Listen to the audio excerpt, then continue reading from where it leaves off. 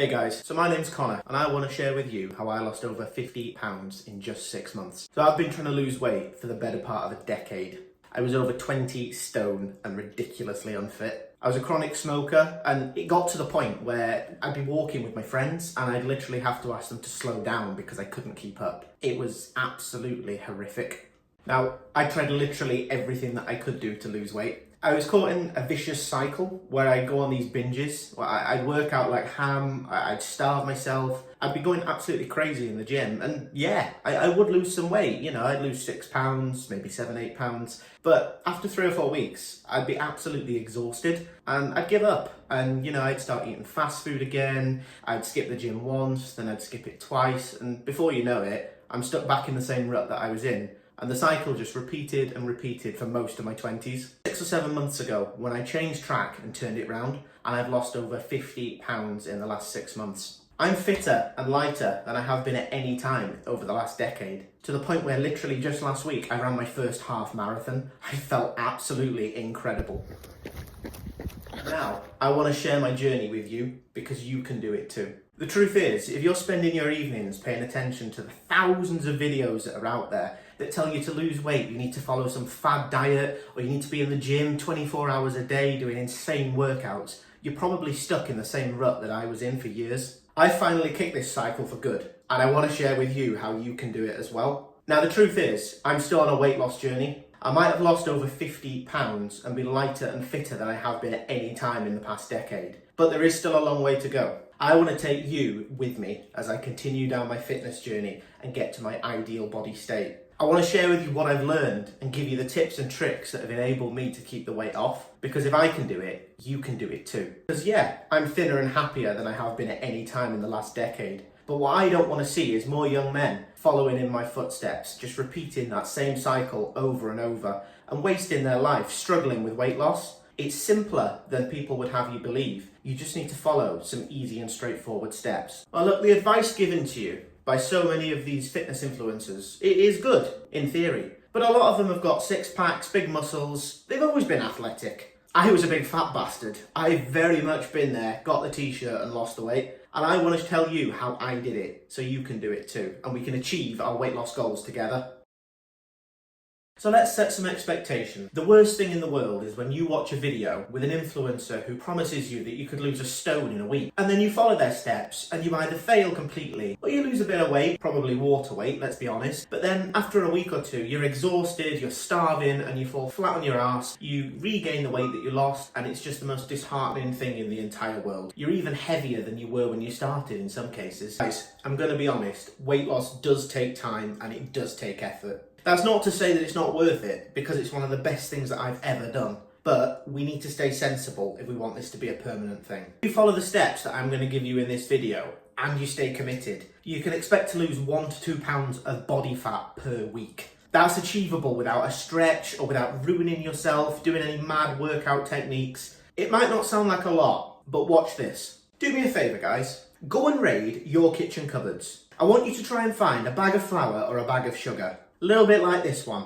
Granted, this one's a little bit empty because I do like a cup of coffee every now and again. But that is a kilogram, which is near as damn it 2 pounds. That's how much weight you could lose safely and easily in a week, just by following the steps I'm going to give you in this video. If you've got a few in there, pick up a couple of these bags. Try and carry them around whilst you're doing your chores, whilst you're vacuum cleaning, making a brew, whatever the situation is. That's how much weight you've got pressing down on all of your joints, your cardiovascular system, and that could be gone from your body every single week. It does take a bit of time, but trust me, it's worth it. The good news is that with every single pound of body fat that you lose, exercise gets easier, the toll on your joints gets less, and you will start to enjoy yourself more. You'll get fitter, your cardiovascular system will improve, and exercise will actually become something that you look forward to, not something that you dread. And it just gets easier and easier the lighter you get.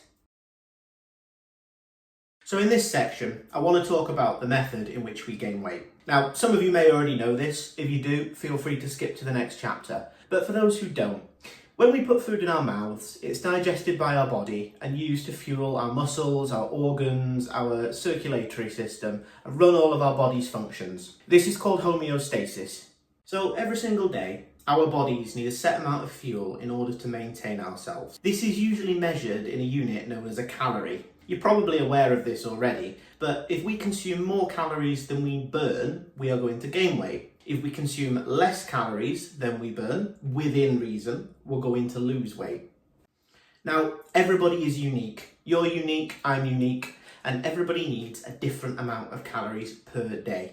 If you're a man, you probably need somewhere between about 2,000 and 2,500 calories a day just to maintain your daily bodily functions. That's called homeostasis. If you're a woman, it's a little bit less. You're probably looking somewhere around 1,600 to 2,000 calories. That's known as your basal metabolic rate, or BMR. And make a note of that because I'm going to mention it a few times throughout this video. Now, the bigger you are in height, the bigger you are in and the more muscle mass you've got, the more calories you're going to need to take in on a daily basis just to maintain the exact state that your body is in now. That's no weight loss, no weight gain. We need to remember as well that any additional exercise that we do, whether that's a grueling session in the gym, a walk in the park with the dog, playing with the kids, playing baseball, playing cricket, whichever side of the pond you're from, that's going to burn additional calories, which we need to add on top of our BMR to get a total amount that we're burning for that day. So I'm going to give you an easy example. Let's say you're a man and your daily BMR, your basal metabolic rate, is around 2,000 calories. Let's say you have a particularly active day, and on that day you go to the gym, you also go for a run, and you burn an additional 1,000 calories just doing that activity. We add those two together and it gives us a nice round number of 3,000 calories that we have burned that day. So following that example through, provided on that day we consume less than 3,000 calories worth of food, we are going to lose weight. That's a scientific certainty. Now, on that particular day, we might not notice the scales change, dependent on the difference between our expenditure and how much we've eaten. We might also see fluctuations in weight due to water weight, things like that. But if you are consuming less calories than you are expending on a day-to-day basis, you are going to lose weight over time. Now, as a rule of thumb, a single pound of body fat contains about 3,500 calories. So, dependent on the size of the deficit we're in, we can use that figure to work out roughly how many calories we'd expect to burn in each week. That sounds great, but that said, we do need to be sensible in our calorific deficit. I've tried so many times over the years to just starve myself and go mad with the exercise, and it just doesn't work. Your body will go into starvation mode and it'll start to break down its own muscle just so that it's got enough fuel. And it will also reduce how many calories it actually needs to run its daily functions by slowly just shutting things down, starting to, reduce how much it does. That's known as starvation mode. It minimizes all of its homeostatic functions. Plus, it makes you feel like absolute shit, and I guarantee that you will rebound long before you achieve any permanent weight loss. So, I hear you ask, how do you find a sweet spot for consistent, maintainable weight loss? The first thing that we need to do is calculate your individual BMR. Now, there's a ton of apps and websites out there that will do this for you. All you need to do is go onto them, input your height and weight. I'll link a few down below. I'm not sponsored by them, but they all work just fine. Now, if you have a device like an Apple Watch or a Samsung Watch or a Garmin or whatever, it will also work this out for you. Now, we do have to take it with a pinch of salt because they're not 100% accurate. The only way we can do that is you go off to some fancy lab, jump on a treadmill with breathing pipes and all sorts. And you just don't have that unless you're a millionaire, which you might be. If you are, hit me up. But a normal person is not going to have those facilities available to them. But the figure that it spits out will give us a near enough accurate, a near enough certain figure for your daily BMR that we can work with it. We just have to remember that there might be a slight margin of error either way and just be conservative when we're figuring out our daily numbers. And once you've worked out your BMR, we need to work out how active you are. So how many additional calories you're likely to be burning on a daily basis. Exercising or just moving around. Like I say, if you go for a walk with the dog, it doesn't have to be a gym session. I appreciate that the bigger you are, the harder it can be to do hardcore exercise. So, if you're 25 stone, you're not likely to be going out and running 10k or going to the gym and hitting a PB on the deadlift, but you're able to walk. You can go for a stroll in the evening, you might have a dog you can take for a walk. hell, even if it's playing frisbee with the kids, it all burns calories. Now, the more niche the exercise is, the harder it's going to be to find figures for how many calories it will burn by doing a search online. But if you get something like an Apple Watch or a Samsung Watch, that'll do just fine, and it'll give you a close enough estimate of how many calories you're burning. That said, we're all inclusive. I understand that not everybody can necessarily afford to buy an Apple Watch or a Garmin or whatever, and if you need rough estimates of how many calories an activity will burn, you can just jump on Google. Just type in, for example, how many calories burned playing baseball 30 minutes, and it'll take you through to a load of different websites which will just ask you to enter in your height and your weight and how many minutes of what activity you did, and it'll give you a relatively accurate number which you can use for your daily calculations. Again, we do need to remember to take this with a pinch of salt, so we might want to knock maybe 10-15% off the total just to make sure that we're not over-egging ourselves. So then, once we've worked out how many calories we've burned doing exercise on that particular day, we can add that to the figure that we already calculated for our BMR, and that'll give us our total calorie expenditure for the day. So let's say it's 3,000. So what do we do from there? So from there, we move on to the next step in the video, which is how we calculate our food. Okay, so in this section, we're going to discuss how we work out our food intake to ensure that we start to lose weight and keep it off. Now, that's not a big amount to cut out. If we're beefing up the exercise and just slightly reducing how much we're eating, we can easily hit a 500 calorie a day deficit.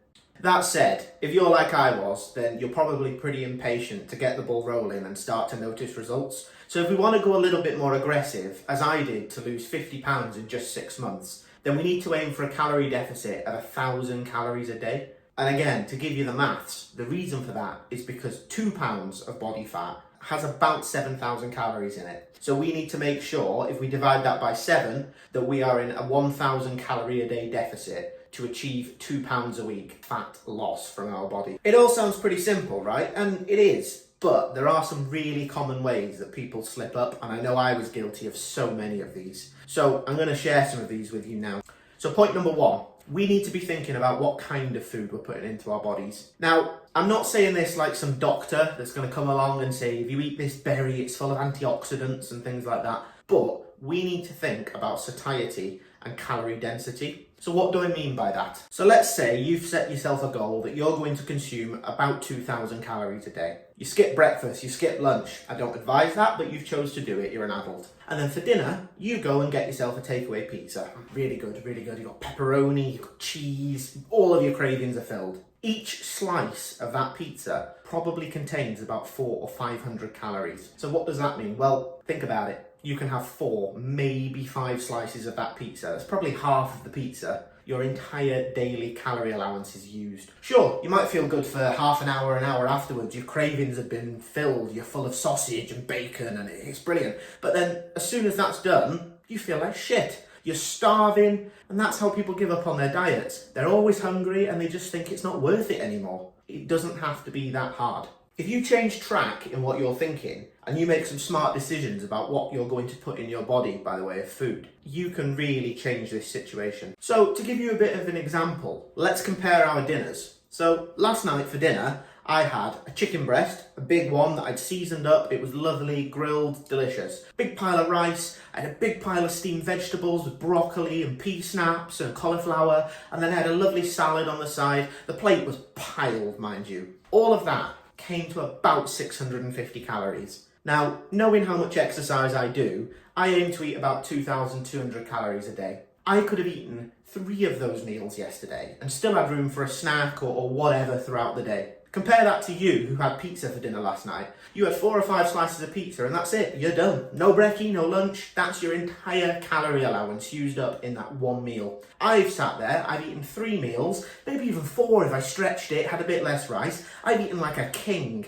Who do you think is going to be fuller and more satisfied and more eager to continue on that diet plan? So, tip number 2, portion control. Now this one's really important. If you're anything like me, before I started my weight loss journey when I was still big, I had very little idea of how many calories were actually in different quantities of the food that I was eating. So let's say that you're going to make yourself some pasta. Nothing wrong with pasta in theory, it's a great carbohydrate. But when you're putting pasta in a pan, it probably looks a bit like this.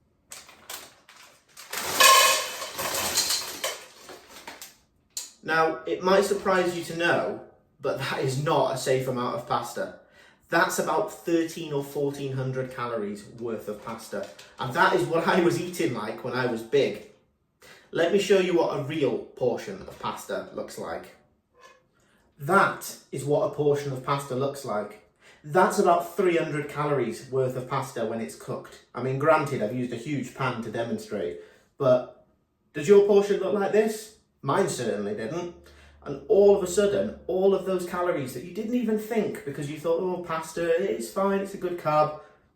You're eating best part of 3/4 of your daily calorie allowance just in the pasta. And that's before you've put sauce on it or any meat or anything like that. That's one meal. So following on from our little pasta demonstration, I hope that you guys can appreciate that the amount of food that we are eating is really important. And we need to be able to check how much we're putting into our bodies so that we know what the calorie content of that's going to be. And we recognise what a real portion should look like. So to that end, you guys need to get yourself a set of these. Now these are just normal weigh-in scales, kitchen scales, not expensive. I got these on Amazon for about £6-7 here in the UK. Might vary a little bit based on where you are, but heck, you can probably pick these up in your local supermarket. What these allow you to do is weigh every item of food before it goes into your body, so you know exactly how many calories you are going to be eating in that particular meal. This is really, really important.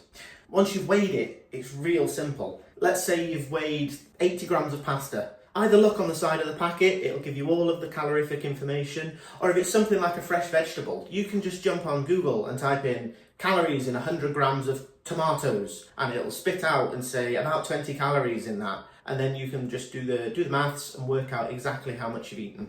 And hopefully this one goes without saying, but you need to write down every single sum that you do. So whether you do that in a little notepad or on your phone, you need to be able to look back at the end of the day and go, today I have consumed this many calories. We need to do this so that we know how much weight we expect to lose when we take that away from our energy expenditure. So tip number 3, cutting out all of our excess sugars in our diet. So we need to be conscious and take out of our diet all of our excess sugars. A lot of these come from drinks. So things like sodas, cola, lemonade, whether we drink energy drinks, things like Monster, Red Bull, even alcohol, beer, wine. It's a bit grim, I understand. People like a drink, but you have no idea the harm that this is doing to your weight loss goals. Let me give you an example. Let's say you have a bottle of wine of an evening, or maybe even half a bottle of wine. That's 400 to 800 calories just there in that drink. And it's all just from the sugar. That is destroying your weight loss goals, and you need to cut it from your diet completely. I'm not saying this is forever, but just whilst we are on our weight loss journey, we cannot be consuming these drinks. To give you another example, let's say that you, as I did, love energy drinks. Okay, so you go to the store, you pick up a can of Monster Original, mind you. There are about 260 calories in that one can. If you have 1 or 2 of those a day, straight away, that's 1/4 of your calorie allowance gone. We either need to cut these completely or switch to the 0 sugar versions. They have different effects on the body, but I'm not here to preach about those. I'm just here to talk about the calories and how we need to get those gone from our diet. The other ones to be wary of are things like breakfast cereals. Sure, they may be great, but even the healthier ones tend to be packed with sugar. The real bad ones, things like Cocoa Pops and Crunchy Nut, absolutely rammed with sugar. And it's just empty calories. It serves no purpose at all, other than giving you a horrible crash later on in the afternoon. So we just need to eliminate those. As I say, it's not forever. Once we're at a phase where we are happy with our body, we can maintain and start reintroducing some of these tasty treats. But whilst we're trying to lose weight, they are sabotaging us at every step of the way. So the final tip number 4 that I want to talk about in this section, is to be aware of where the foods that you are eating sit on what we call the satiety scale. What does that mean? Well, what that means, the satiety scale or the satiety index is a ranking which is used to give each major foodstuff a different level in terms of how full they make you feel when you eat them. It allows you to compare what will make you feel more full. So to give you an example, if you eat an equivalent amount of calories of steak, which is really, really good on the satiety index, and something like pasta, which is pretty low on the satiety index, you're going to feel full for a lot longer when you eat the steak. Things that are high in protein, like eggs, fish, they all rank really, really high. And the more simple carbohydrates tend to rank a lot further down. So we want to be conscious that what we're eating is stuff that will keep us full for longer, because that reduces the urge to snack and go back for additional meals, which reduces the overall number of calories that we consume. But it also makes the experience a lot less painful when we don't have to worry about being starving all of the time. So as a general rule, if we want to try and lose about £1 a week of body fat, then we need to be making sure that we are consuming about 500 calories a day less than we are expending through exercise and BMR. Now, the reason for that is because, as we said earlier, a pound of body fat is made up of about 3,500 calories. So if we do the maths, that's 3,500 divided by 7 days in the week, and that's about 500 calories per day. So, one of the key parts of going on a weight loss journey was to create an exercise regimen that I was able to stick to and kept me motivated throughout my journey. I started off with some real basic cardio and weight training.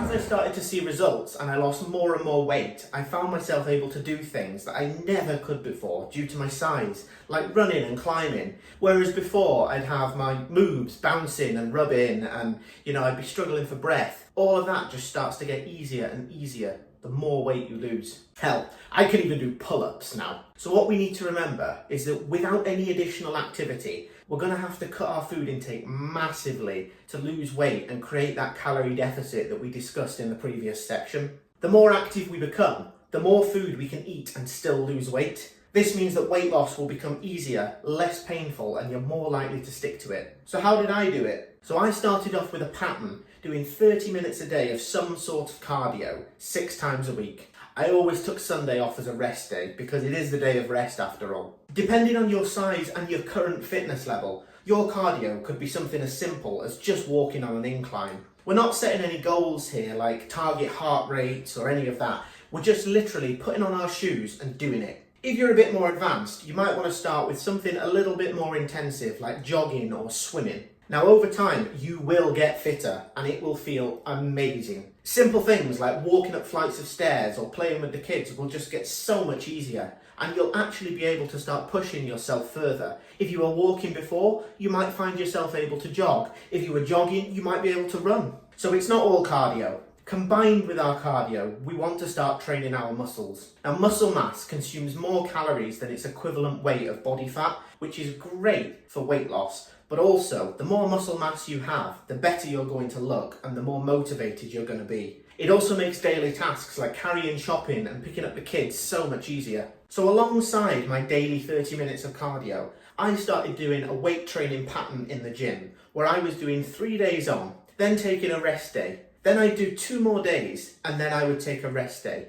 because we do not want to be overtraining and burning ourselves out. So I'll create a second video that gives you a little bit more in-depth information about what kind of exercises you can do in your strength training routine. But I followed a regimen of training chest and triceps on day 1, biceps and shoulders on day 2, and then on day 3 came the dreaded leg day. But I actually quite enjoyed it because as a fat man myself, my legs were already strong as horses. Then on day 4, you get a blissful break. On that rest day, you want to be using your cardio to do some sort of recovery. Sometimes, after a particularly grueling leg day, it's as simple as just jumping on a bike. Whee! Which is absolutely great until you realise that somebody with the smallest feet in the entire world has been on the bike before you and it's crushing your toes. So then, we adjust, we move, and we cycle. Recovery.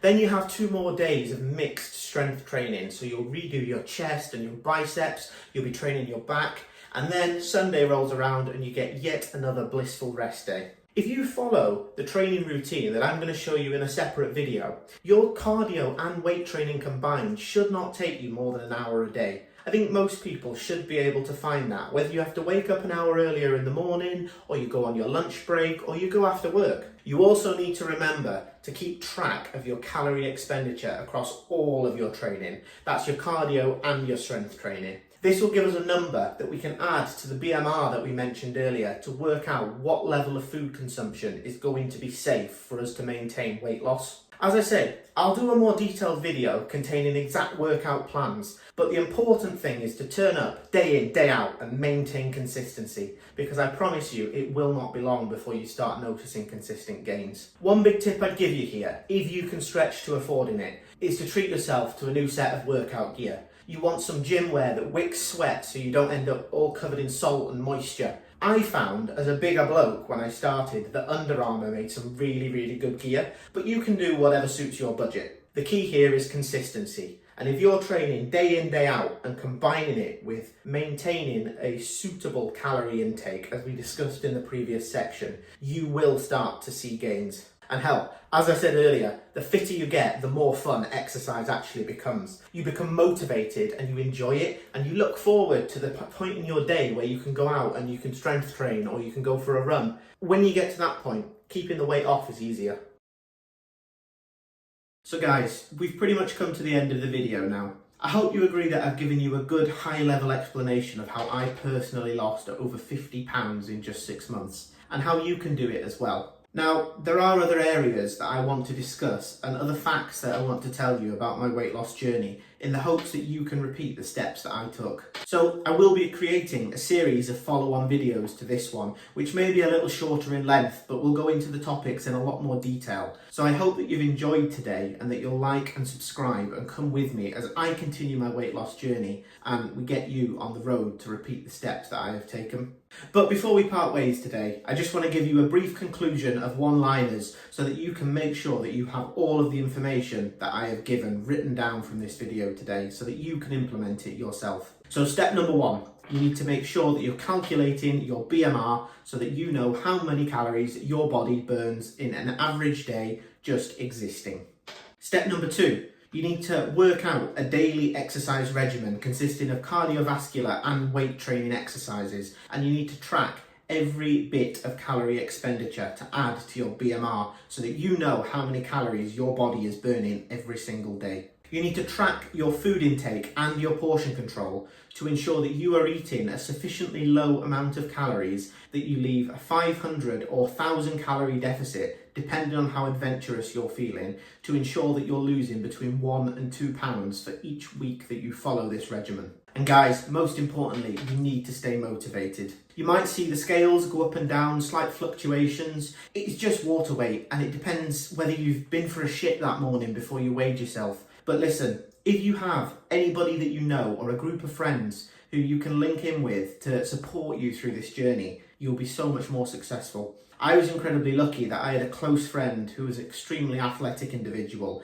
and he's encouraged me for years and years and years to try and shift some of the excess pounds. I finally paid attention, and look where it got me. Otherwise, guys, if you're still with me, I sincerely hope that you enjoyed and saw value in what I offered you today. If you did, I really hope that you'll like and subscribe to this video and follow for updates, and we can get through this weight loss journey together.